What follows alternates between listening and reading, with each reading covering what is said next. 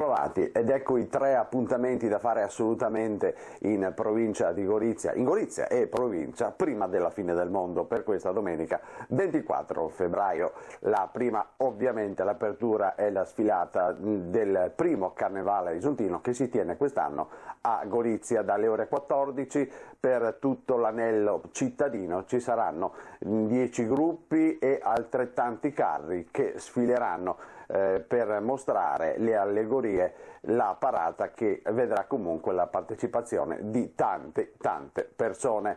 Ripetiamo, dalle ore 14 in corso a Gorizia, e poi alla fine ci sarà la premiazione dei vincitori ai giardini pubblici. Seconda tappa da fare assolutamente in questa domenica 24 febbraio in Gorizia e provincia è andare a Cormons a vedere la Regina dell'Acqua al Teatro Comunale. È un laboratorio didattico organizzato da artisti associati dalle ore 16, quindi consigliato per bambini. Per qualche informazione www.artistiassociatigorizia.it.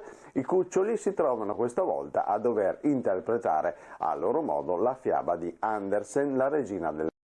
Il coniglio Cilindo interpreterà la parte di Kai e la papera diva quella di Gerda. Per informazioni www.artistiassociatigorizia.it a Cormons domenica alle ore 16. E chiudiamo questa puntata ritornando nel capoluogo isontino e facendo sì che magari dal corso vi spostiate in teatro, ovvero Mary Poppins, spettacolo teatrale al Teatro Verdi di Gorizia in via Garibaldi, angolo Corso Italia, alle ore 17:30, consigliato per tutti. I rompinscena rappresenteranno Mary Poppins, lo spettacolo in 2 atti basato sull'opera di Travers, dalle quali è stata realizzata la famosa trasposizione cinematografica di Walt Disney con Julie Andrews e Dick Van Dyke, e sapete che adesso ce n'è un'altra in giro dalle ore 17:30. Per informazioni basta andare sul sito del Comune di Gorizia www.3.comune.gorizia.it/teatro.